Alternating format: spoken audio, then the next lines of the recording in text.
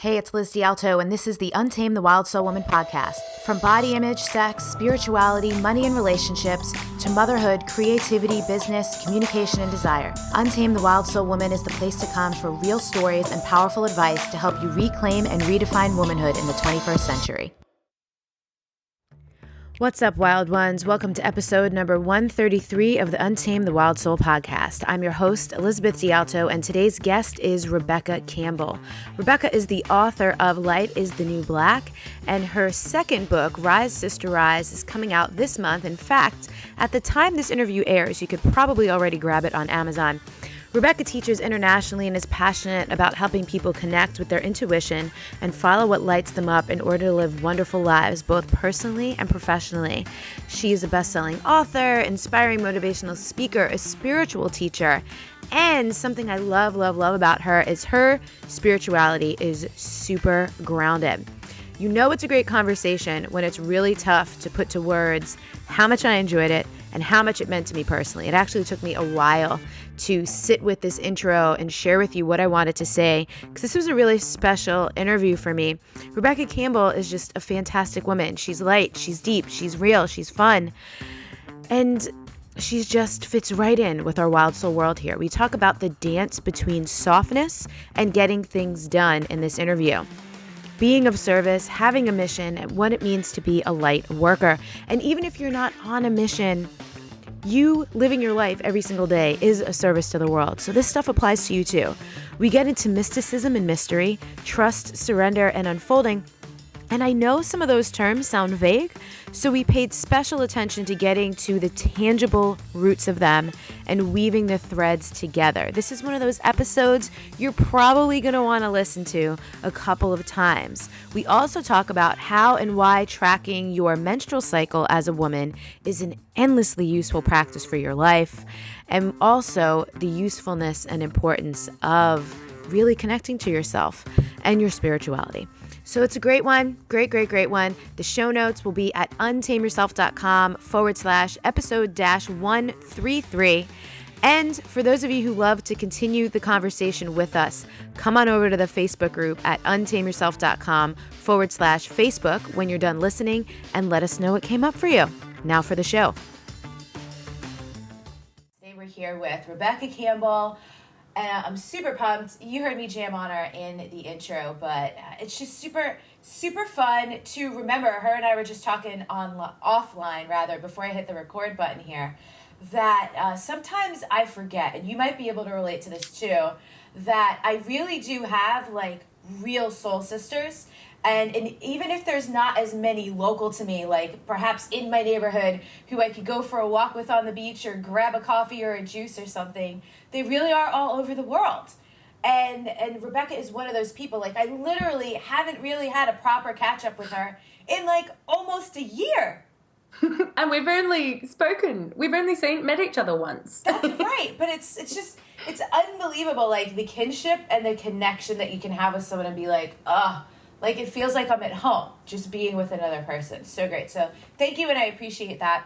And I share that with the women listening because I know in the digital age that we live in, I know people crave community, and I know people crave for it to be like local, like tangible, like I can see you and I can feel you. But digitally, with technology and the way it is, like you really can have connection. So Rebecca, the first question I ask everybody is, what do you love about being a woman? Oh, that's so juicy. What do I love about being a woman? It's what I love and hate, actually. And it's great. both a love and hate. I love the depth of a woman. How right now I'm in the spring part of my cycle, which is the bit after you bleed. I'm feeling awesome and I'm feeling new and I'm like, yes, let's go do all these things. And then I know that in a couple of weeks' time, I'll be in a completely different phase. And I think that is amazing. And it's also the thing that frustrates me about being a woman.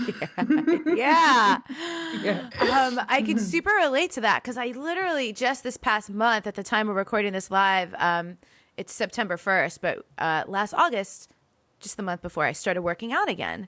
And I was like in a groove and like excited. And then I hit premenstrual and the energy starts to go, boo. and body starts to be like, maybe not so intense, you know? What's fascinating to me is before I really had any awareness around this many years ago when I was in like personal training space and stuff, I used to just push through. Amen. That's basically my life story. God, yeah. I remember my previous career prior to stepping into my true work and stepping out of the spiritual closet was I was in advertising, working as a creative and a creative director. And I used to go into the disabled toilets and just like lie down in the fetal position sometimes going, oh, just in agony of my period pain. And then, but I never complained about it. I just kind of did that and then went on. Yeah. And, it's only been the past like 2-3 years where I've actually allowed myself to feel it. And God, what a process. And again, it's what I love and hate about being a woman, because it's like we were just talking about this before, when you surrender to the feminine, you surrender to I guess, devoting your life to it, what happens is it really does work through you. And so I do have days where I'm like, maybe it was better when I just pushed through it. And I know that's not true, but it's such a process. It's such a process. It's really funny. I have those thoughts too. And I find I've been doing this summer a lot of studying and a lot more energy work and things like that. And so my cycle has changed a little bit. So actually on a day like today, normally day 1 and 2 of my cycle, I will clear the calendar for the most part. But my bleed came 4 or 5 days early. And I have like 6 calls today. And I can't just wipe it all clean today. Since I'm traveling in a couple weeks, so I'm like, okay. But so what's neat is, and not everyone is like you and I who runs their own businesses and has the, I'm not going to call it a luxury, but the flexibility and the agility, we'll call it, to clear a calendar. Or to be like, oh, I don't have to work today. I can make that up on Sunday. You know what I mean?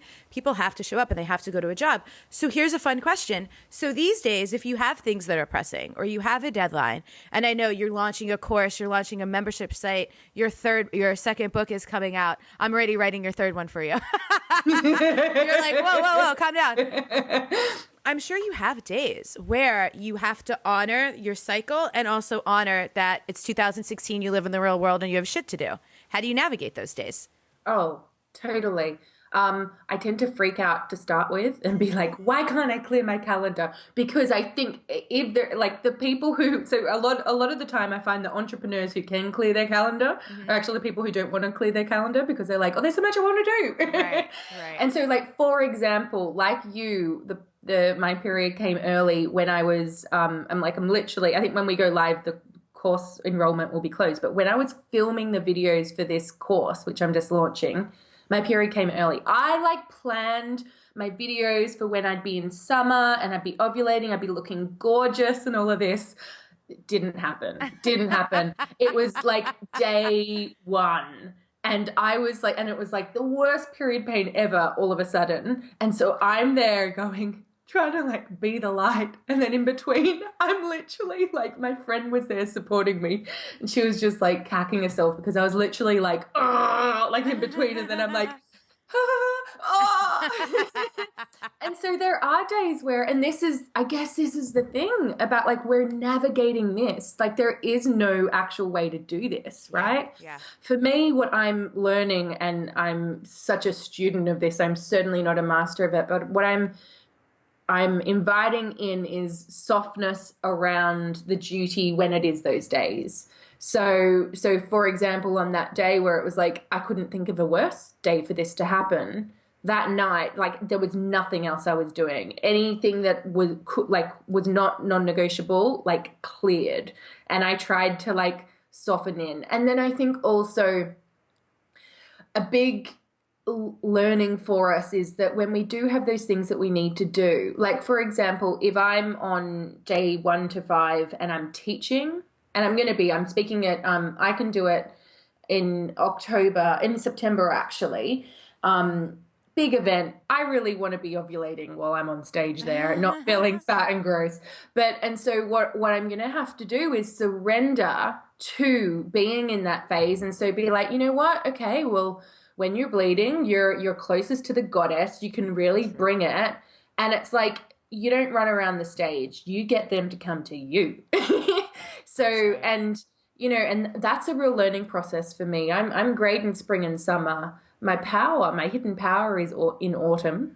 I'm discovering. And yeah, and I think this working with the cycle, it's never ending, and it's wonderful, and it's horrible, and it's magnificent, and just like the light and dark of life, right? Yeah. So let's rewind for a moment, because just in case this is like the first time someone's ever tuned into the podcast, that happens sometimes, or someone's just not all caught up on what the phases of the cycle are. When you're saying summer and autumn, and we've gone back and forth, period, cycle, and ovulate, like there's so many words we've just used. Can you just give them the 90-second overview of what's what in the cycle? Okay, cool. So every month, or 25 to 30 days, as a woman, we go through all of the seasons through our monthly cycle. So when we're bleeding, we're in winter. So that's like when we want to retreat.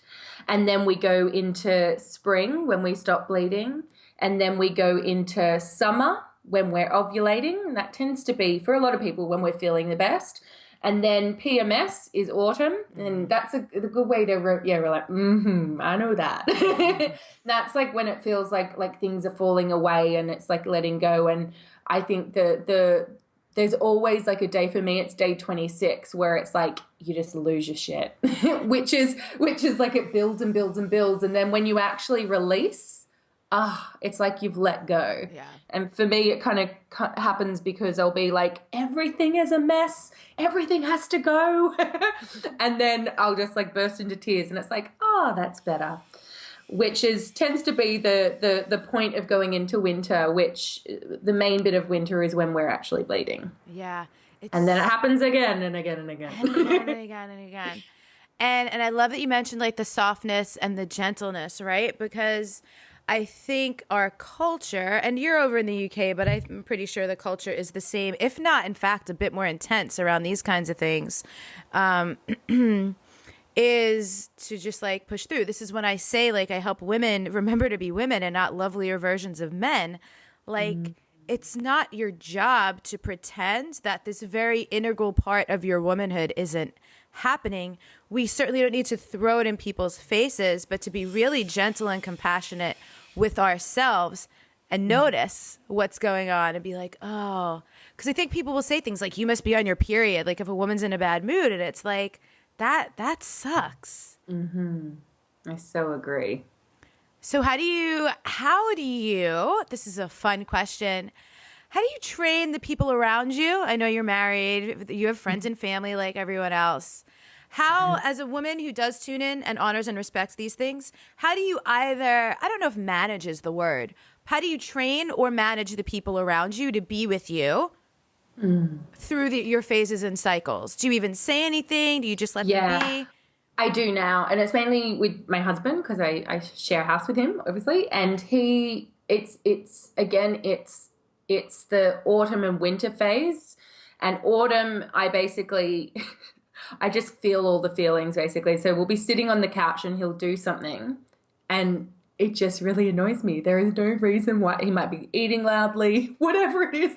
And so I've said to him that instead of me bottling it up, I need to tell you. And I know that it doesn't make rational sense, but it's better me just to say it. And he's so great. Like I'll literally be like, I just want to hurt you right now. I don't know how, but I'm really angry at you and there's no reason. And he'll be like, okay, Beck. And it's so good because he literally doesn't take it on. And sometimes I might like squeeze his leg and be like that, which sounds like so crazy, but it makes me feel better. Yeah.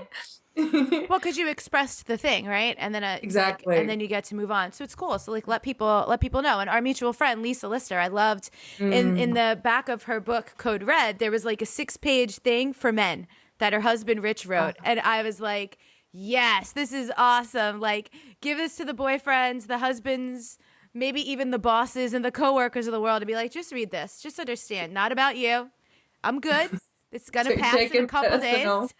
Yeah, exactly. That's super funny. Cool. So your first book is called Light is the New Black, and I love the concept of light and light work. It's funny because I don't identify with it at all. So I love the people who do. We had a friend of mine, Cassandra Bodzak, was on the podcast many months ago. And of course, we ended up talking about Mary Magdalene, which I know you also have a passion for that too. But jam on lightwork. Like, tell people, like, how did you get into that? Like, what does it even mean? How did you discover that you were like a light worker? Just get all, so to me, all spiritual and woo-woo with us. So a light worker, it's just like a label, right? It's just a title. And the way I describe what a light worker is, it's that anyone who is devoted to answering the call of their soul or spirit versus the call of unconsciousness and their ego. So light meaning spirit, inner light, and allowing that mysterious force that controls the threads of all of the universe to guide you. Also, a light worker is someone who I believe has a double mission. So they're here to grow as a soul, like as we all are, or we all have the opportunity to, right? You just enter a relationship and there's your project, right? But then also a light worker has the double mission of like, okay, cool. So I'm here to be of service as well. Yes. So yeah, that's how I describe a light worker. To me, light work, how I first got into it, I mean, I had my first awakening when I was very young, and I I didn't really have anyone in my life who I could relate to. And I remember finding Doreen Virtue's book, The Lightworker's Way. And it was like, oh, finally there's a word for this longing, this niggle, this search, this yearning, which I've always had to be of service and to change things and, you know, put creations out there. I didn't have a word for it until then. So that's who first introduced me to it. Cool. And yeah, so that's what a light worker is for me. I think a lot of light workers, if I'm going to go all woo-woo, work with the councils of light, which are like a lot of ascended masters and all of that. And so, yeah.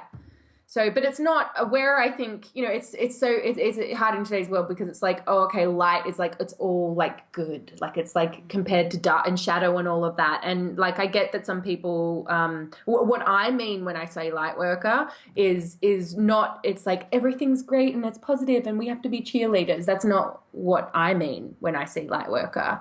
Like as far as anyone who wants to be a force for a change in the world and a force for good and to raise other people up and celebrate others and raise consciousness and all of that is a light worker as far as I'm concerned.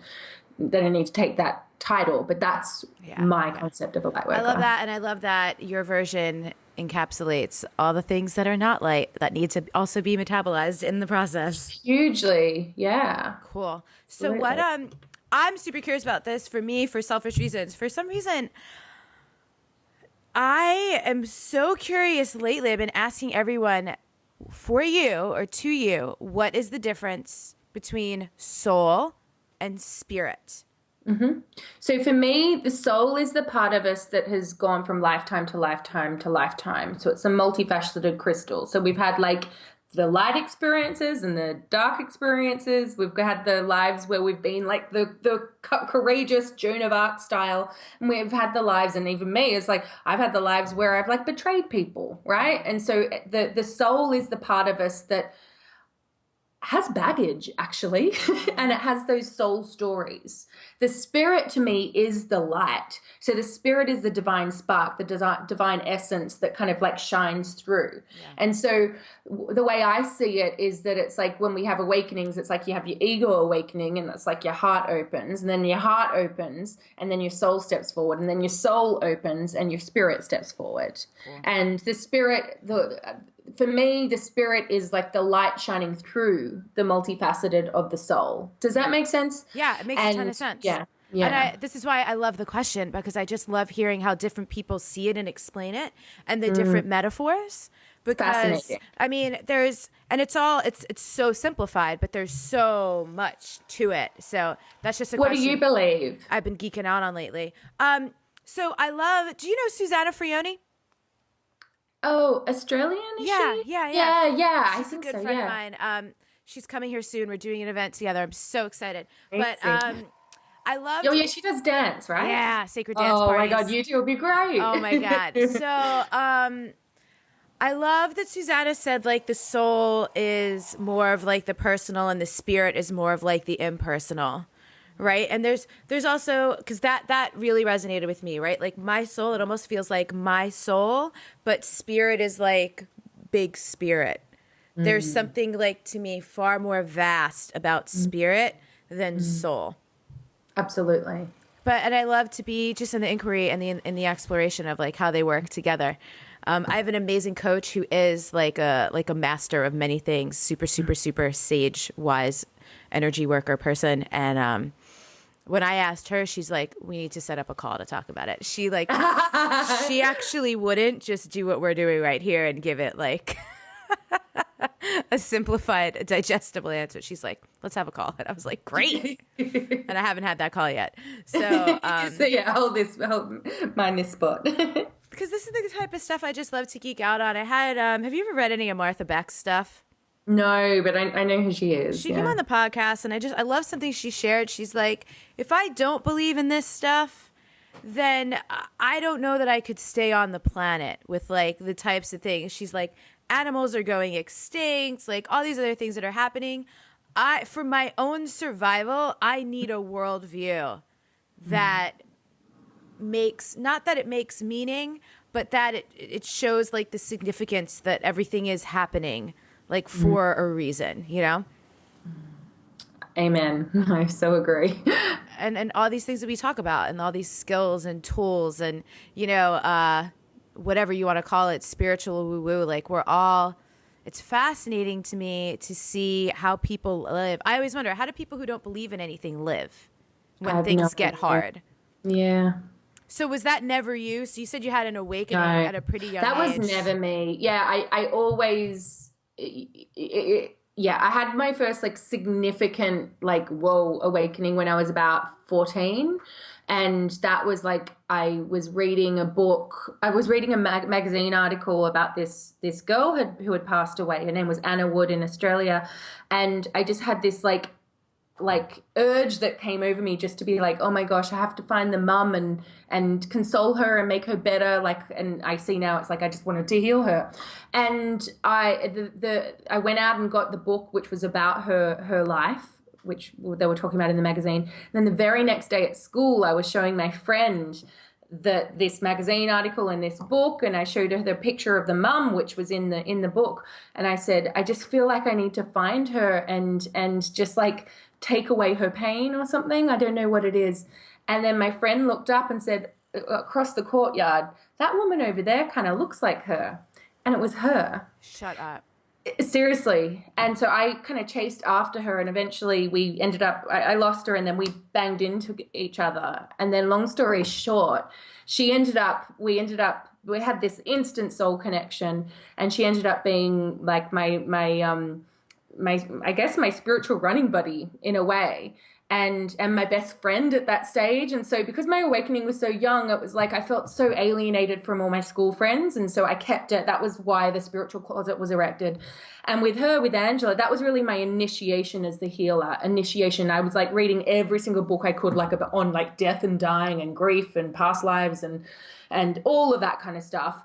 And and so she was such a significant part of my journey, and that was really my big cracking open. But before that, I always like through all of my stories when I was a child, it was all like ancient religions and their real ancient soul essence coming in, and like I'd always pray before I knew how to pray. So all of that was there, and I remember just like longing to like be the nun, but I didn't want to be a nun. Do you know what I mean? Yeah. That kind of feeling. And, you know, I feel really blessed. I think some people come into your lives and just kind of crack it open in a way. And I feel like that there are people in our lives who were planted there as a seed, and that was always meant to happen. And yeah, there's things that can weave around it. And I know Angela was that for me.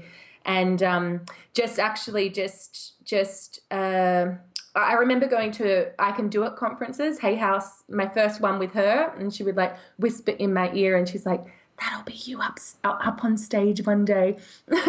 Yeah, so beautiful. And I wrote about her in my first book, Light is the New Black, and our relationship. And I received this beautiful message from someone, because Angela used to talk at schools around, and this woman said, oh my gosh, I remember her coming to my school and she created such a big impact, and da da da da da. And it's so nice to find you and read the story, and da da da, and sent it to me. And I sent it through to her, and because she had lung cancer for the past 3 years. And it was like the day before she passed away, I sent that through, and yeah, she ended up passing away. I spoke to her husband. He was like, oh, she like lit up hearing that.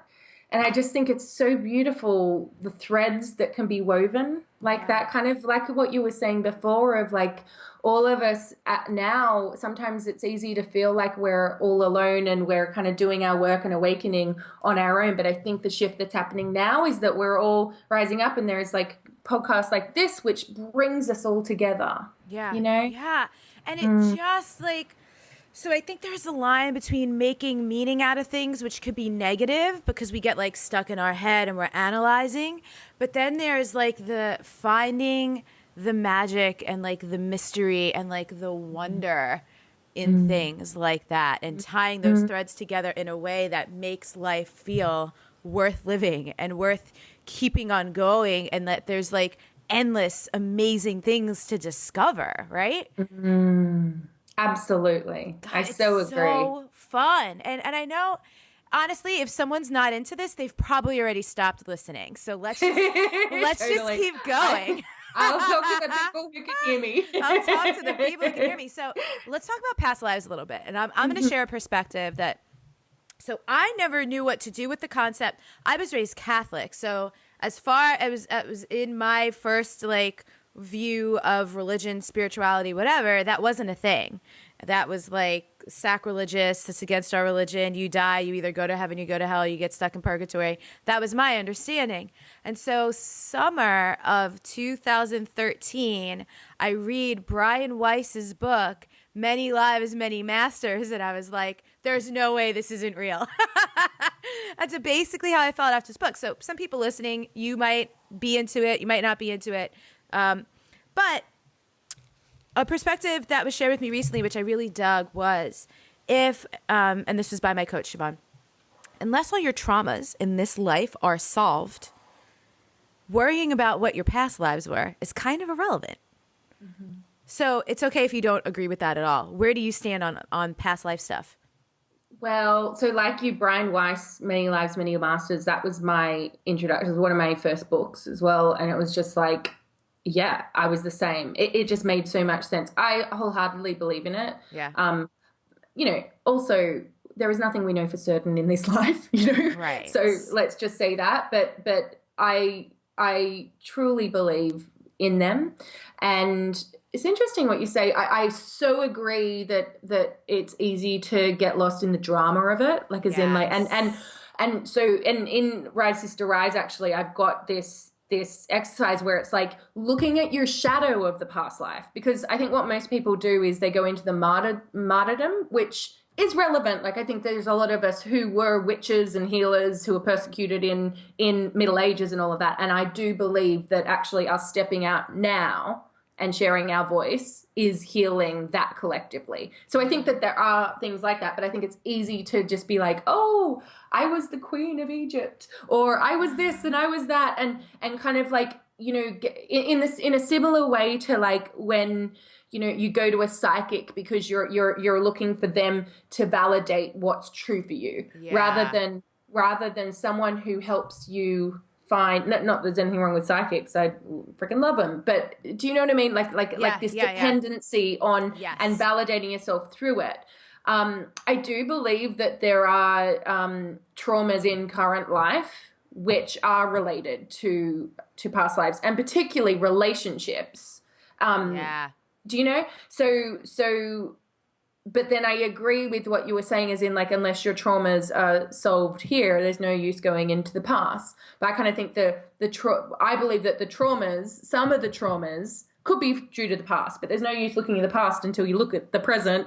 Right. And then that may unlock that trauma. Totally. Yeah. So where I think it is a rabbit hole, like anything else, something I've been saying a lot lately is to be careful of mental indulgences disguised as spiritual endeavors.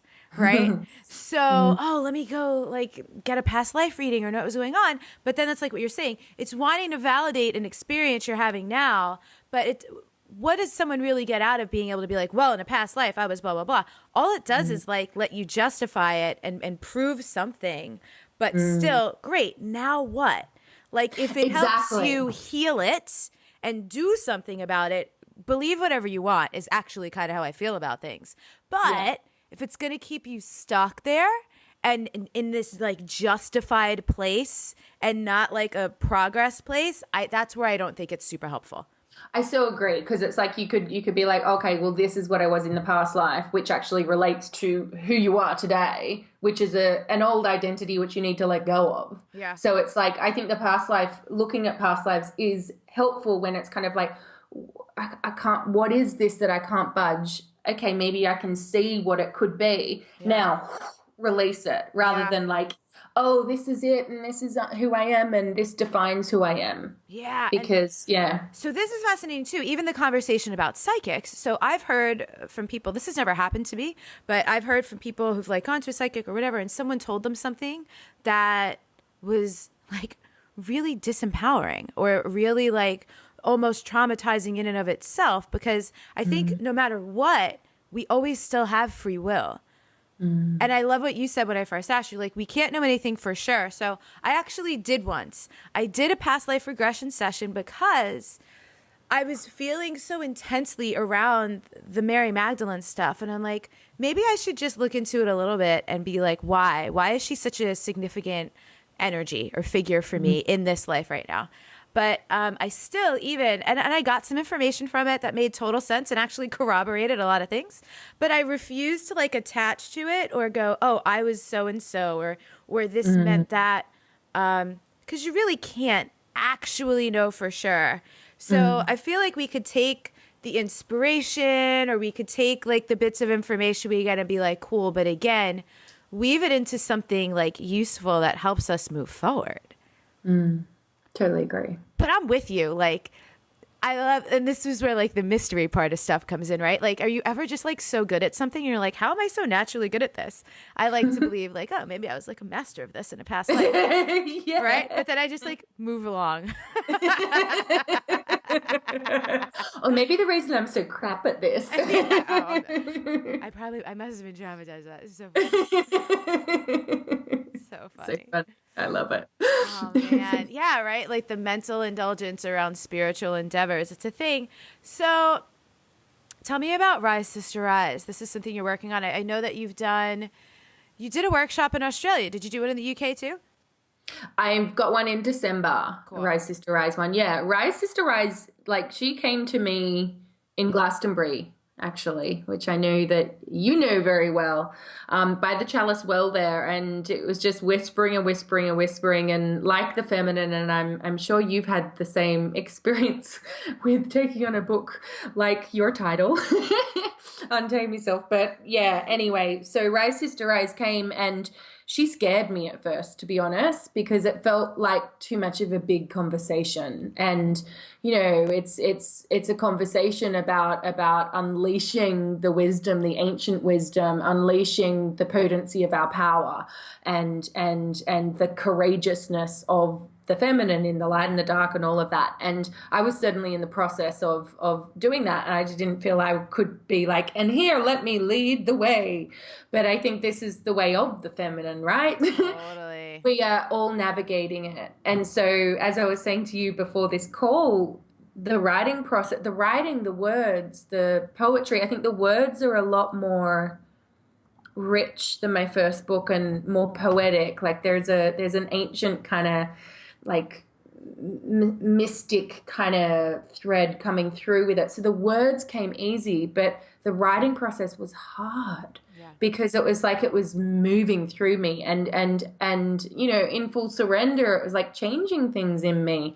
And I know you know this process, it was tricky. Like I'd write a chapter or a poem or a prayer or whatever, and energetically I'd be like, oh, I have to sleep now. And so this part of me, which, I can be, my old superpower used to be just like pull it together and push on forward. Come Yeah. on, be the warrior, the courageous one, push, push, push. You can do it. Like, just like deal with it. I couldn't do that anymore. Yeah. And so it's like all of my old superpowers were being ripped from me. That was the process of writing this book. And what a magnificent, amazing, hard process that was. And I think that is the process of the feminine. So you were just saying, and I love this. So for those of you listening or watching, we're going to edit it so it streams back in. But actually, as Rebecca was talking about taking on that huge responsibility of like being a leader and being a teacher in the rise of the feminine, Skype froze, my computer shut down, like everything. It said I had 15% of battery left, and then it went down to 1 and everything died. And during that pause, while everything was like rebooting up, I was really having a moment of getting hit with some emotion and getting hit with some messages. And I don't mind sharing that with people. Like, I know for some of you that might sound like a little much or a little weird or like, what are they talking about? But some of you know exactly what we're talking about. And so if that's you, that's why I share it, because it's a fascinating and like kind of really amazing, wonderful time to be alive right now. And if you want to, there's like mystical, random, weird, amazing things happening around us all the time. And you can say yes to tune into it, but it can be scary. Can we jam a little bit more on like actually how scary that is and why? Oh, I so agree. Like for me, this past year, it was like surrendering to my humanness as well, like my body. And so it's so scary. It's like the rug being pulled out. It's like the autumn winter of your cycle when you're not ready for it. Yeah. Right? It's like you have to surrender. It's the only way to do it. But, and then, we can be like, we'll look back and be like, oh, and it makes so much sense. And that, yeah, that happened for this reason. But while you're going through it, it's like, what the hell is happening here? Totally. And this is why we need these conversations. We need our sisters, our WhatsApp groups where we're just like, I'm really not coping today. you know? Yeah. Mm-hmm. Thank you for saying those things, because I think there is there's a perception that people need to be like okay with everything all the time. Sometimes, or like that they can't share that it's not okay. And I actually think this is really important, and I'd be super curious for your, again, no need for you to agree if you have a different opinion, but something that I've noticed as I go deeper into my own journey and awakening and opening and consciousness and whatever the hell word anyone prefers to use for these things, it's important for me to have like a core group of allies. And actually, as much as I share it, and you too, like we share a lot openly, there is stuff that actually must be sacred, that actually must be held very close and not put out for the public until it is ready, because it's tender, it's still in development, and I don't think people realize the energetics of oversharing. Yeah, I wholeheartedly agree with that, and I am a big believer in my own personal experience having the close inner circle. And these people don't have to be people you've known your whole life or known more than half a year even, but they're your people. Yeah. People who really truly understand how to hold space and are willing to hold the space with no attachment to any outcome. They know that what you say today is not how you feel forever. Like, I think that is priceless. Yeah. And the past year, I mean, I've always had particular close people in my life, but the past year I've found my sisters who I can do that with. Yeah. I think that is so important. It's so much better to have 3 people like that rather than like 300 Facebook friends wishing you happy birthday, right? That's really funny. Yeah. Actually, as we were recording this, my birthday is coming up, and I can't remember, like, for the last several years, I've actually had, I don't think my birthday is visible, because specifically for that reason, I don't want to get like this barrage of messages. It's lovely. So I won't wish you happy birthday then. You can if you want to, but like, no, it's not that. But I think that was also just like me being selfish of like, I just don't, but for some people it feels special to them. That's the thing. Like to me, it might feel like, oh, informal. I don't even know that person. But if someone cared enough to say happy birthday, that actually is quite lovely. And I cannot be so like whatever I was being about it. So funny. So are you a Virgo? Yeah. Well, me too. Oh, fun. When is your birthday? So it's 16th. I'm the 14th. Oh my God, that's my mum's birthday. Oh, that's so funny. And my aunt is the 15th. And I'm born. Oh, me too. Shut up. I'm born at 11:51 p.m. Like I was almost born on my aunt's birthday. That's so funny. Oh, that's so cool. Well, yeah, because that's the archetype of the priestess, right? Yeah. High priestess. High priestess. So it's funny because I was actually going to bring up astrology or like all these other things. So similar to past lives, I love astrology. It just resonates for me. It just feels like ancient and true. And it's like math and science. It's not just like this intuitive thing. It's like rooted in, you know, the planets and the stars are moving and this is what's happening in the transits and stuff. But again, we have free will. Like I reposted something the other day. So we have gone into a Mercury retrograde cycle, which some people choose to go, oh no, communication is going to break down. My electronics aren't going to work.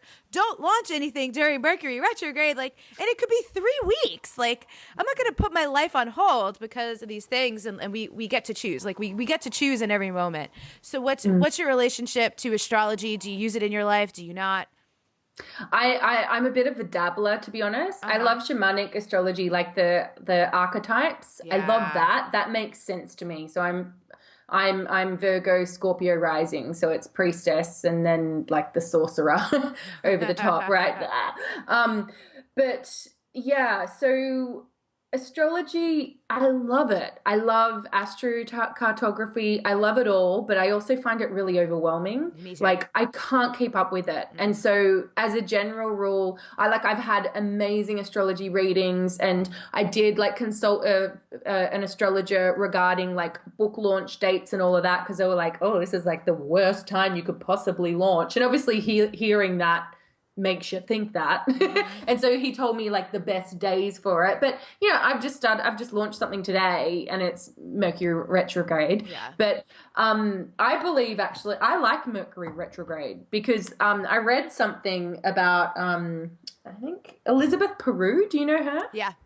I love her, and her theory on Mercury retrograde, and I just love it because it's different. It's not like, oh my God, everything's breaking down. Yeah. Is that it's a great time to launch something where you don't want you want it to stay open and flexible, which I want all my creations to be like that, so it can grow over time into something different. So it's not set in stone. So.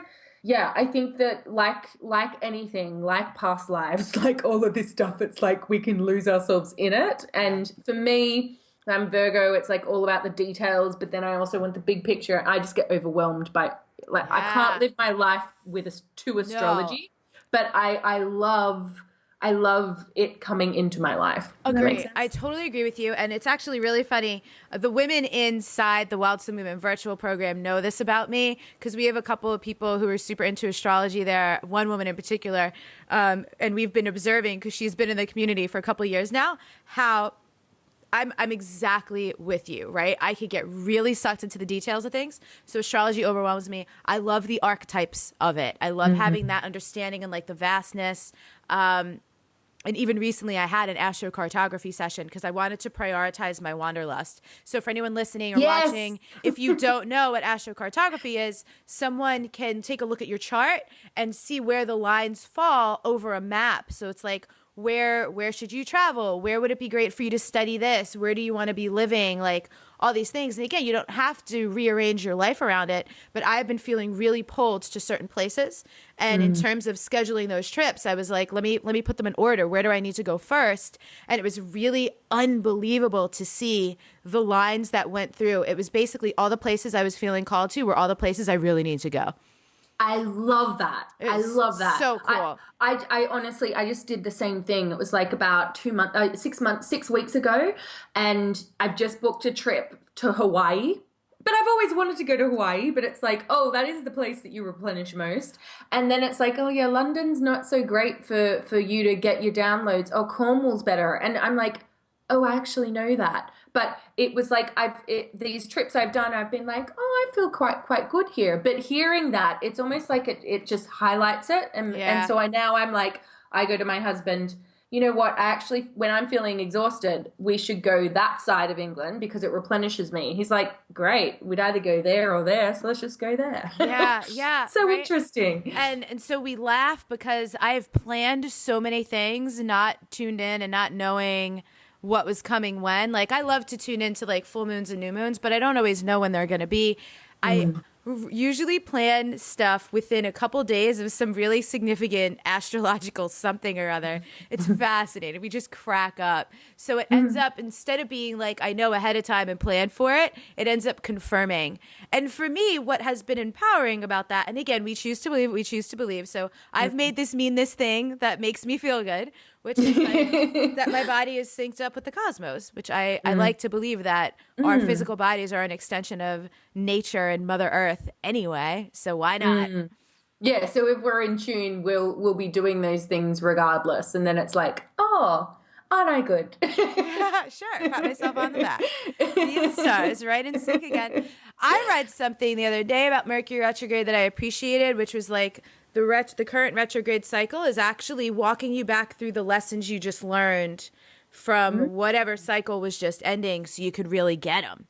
Oh, that's cool. Because the concept of retrograde is like that things are moving backwards or that the planet is going in reverse, which I don't think that's actually like physiologically what's happening, but like I think that's the energetic concept. And I was like, that makes sense. Like retracing your steps through the learnings and the lessons that you just had to be like, did you get it?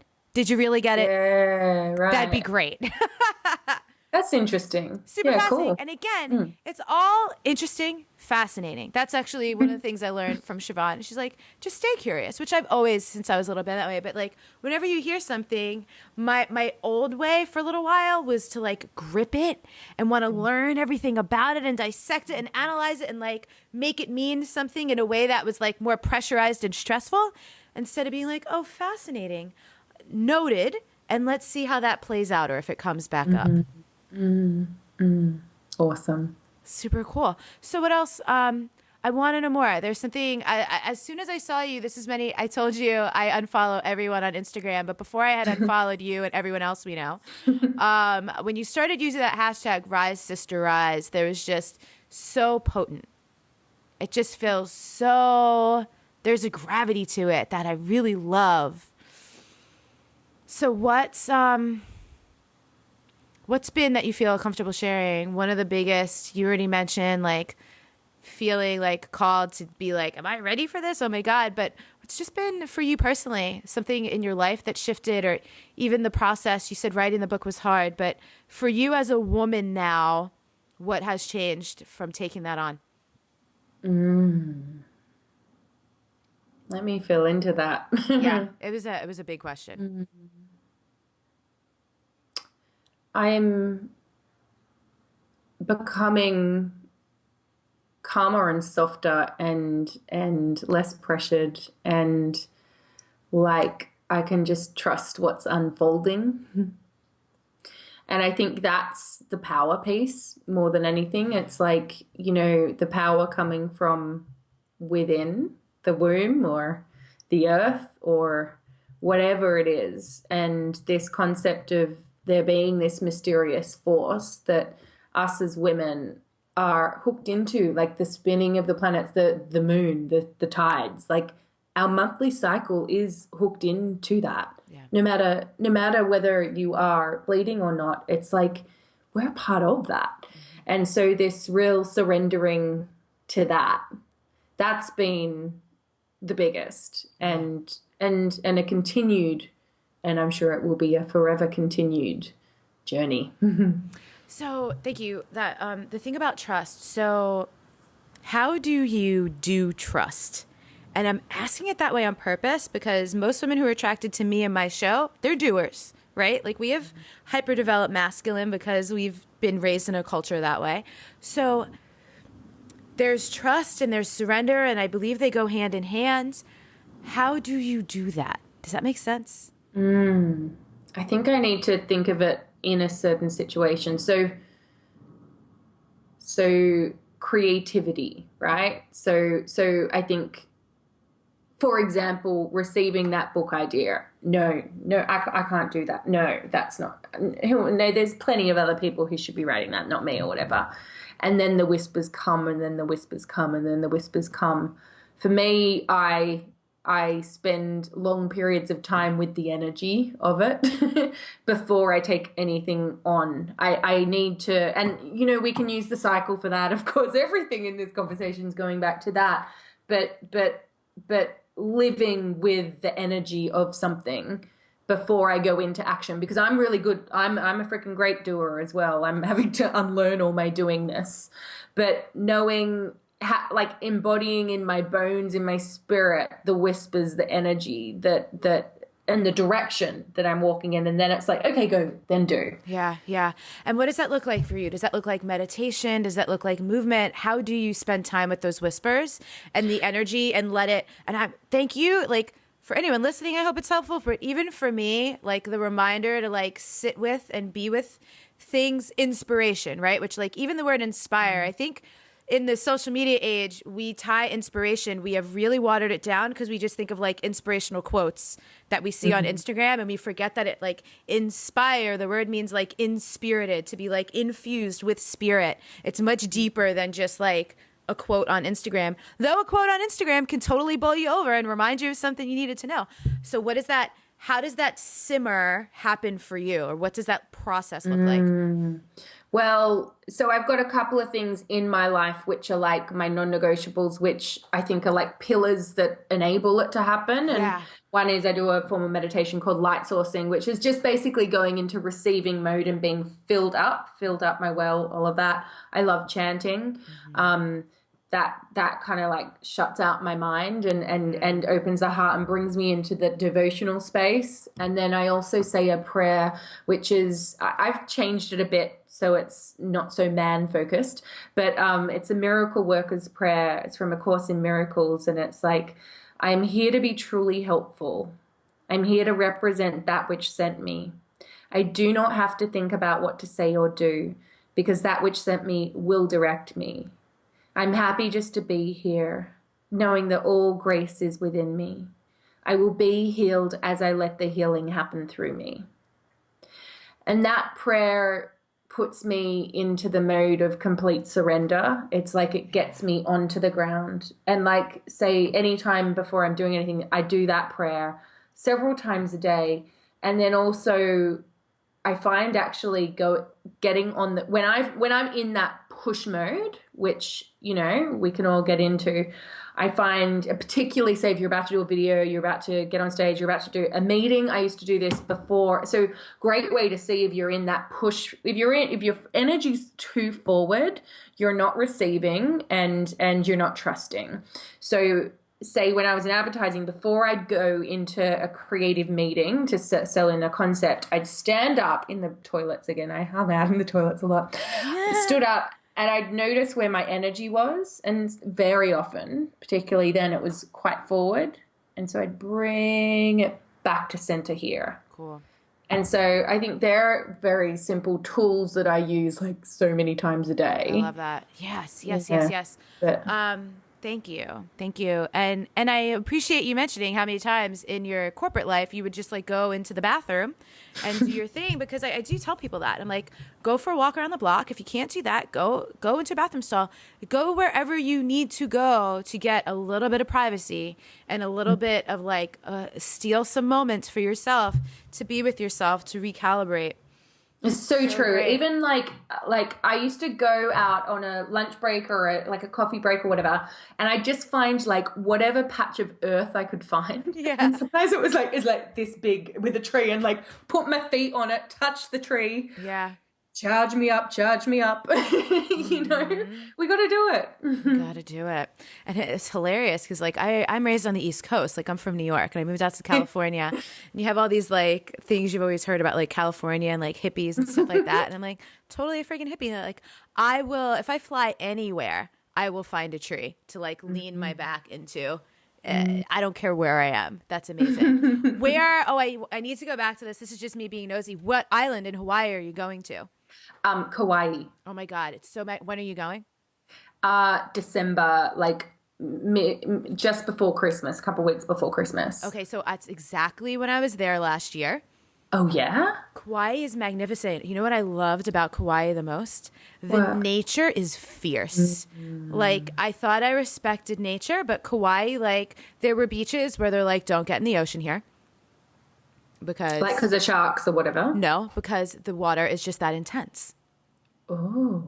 Yeah. In what way? Like energetically like or the tide, the pull, like all kinds of stuff. We actually know someone who drowned. I don't say that to alarm you, but like last October, like was like crossing a river and just like got pulled and it got pulled out into the ocean. And even some of the beautiful, like the hikes, the amazingness, we can connect offline about like just some gorgeous stuff to check out. But I have some to of the check hikes, out they're like, if it's raining, like don't do that hike. Like you can fall. Like it's just so amazing and so incredible. Like the awe and like the fierceness of Mother Nature and like you respect it. It was a cool thing to like respect it, but just so gorgeous. So, oh my God. I'm like, oh, maybe I'm going to invite myself on your trip. I'll come see you. Oh, it's so exciting. Yeah, go for it. It's funny. You know what? This whole month I've been like, I feel like I want to go somewhere in December again. I was like, maybe I'll go to Australia because it's summer there. I got to go to Australia. But I'm like, that's probably a big trip that I won't do till next year. But I was like, I could pop over to Kauai to hug you for a few days. Not that I'm invited, but. Oh, I can't wait. It's going to be so good. Yeah, but yeah, I've felt that yearn, like that real. I find actually, what we were talking about before about like the trusting what wants to come through us. I find that I get moved like physically, like, particularly to take on creative projects like Glastonbury, like literally just literally have to go.